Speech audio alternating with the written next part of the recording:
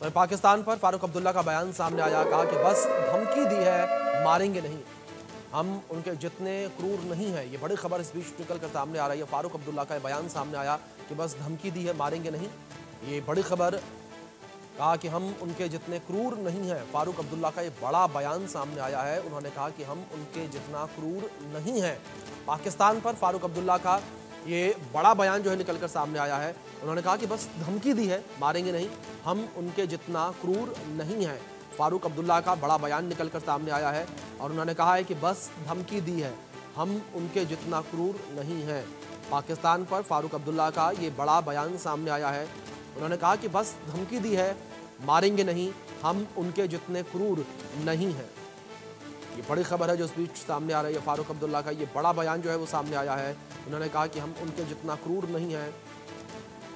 पाकिस्तान पर फारूक अब्दुल्ला का बयान सामने आया, ये बड़ी खबर है जो सामने आ रही है। फारूक अब्दुल्ला का बयान सामने आया है। उन्होंने कहा कि हम उनके जितना क्रूर नहीं हैं। तो पाकिस्तान की क्रूरता को लेकर उन्होंने कहा कि हम पाकिस्तान के जितना क्रूर नहीं है। ये बड़ी खबर है जो इस बीच निकल कर सामने आ रही है। पाकिस्तान को लेकर फारूक अब्दुल्ला का बयान सामने आया। इससे पहले भी फारूक अब्दुल्ला का बयान सामने आया था। हमलावर नजर आए थे वो पाकिस्तान के ऊपर और हमला करने की बात भी कही थी पाकिस्तान के ऊपर। और अब उन्होंने कहा है कि हम उनके जितना क्रूर नहीं हैं। पहले तो इन पड़ोसी जो यहाँ पे शहीद हो गए उनके परिवारों से कहूँगा, उस नई दुल्हन से कहूँगा जो 6 दिन पहले शादी हुई थी, उस बच्चे से कहूँगा जिसने अपने बाप की लाश को देखा खून से लपटे हुए, हमने भी रोया है जितना आपने रोया है। हमने भी खाना नहीं खाया, नींद नहीं आ सकी। क्या ऐसे दरिंदे आज भी हैं जो इंसानियत का कत्ल करते हैं? जो इंसान नहीं है वो दरिंदे हैं। वो कहते हैं अपने आप को मुसलमान कहते हैं, मैं समझता हूँ बिल्कुल मुसलमान नहीं, वो शैतान है, वो इब्लीस की औलाद है।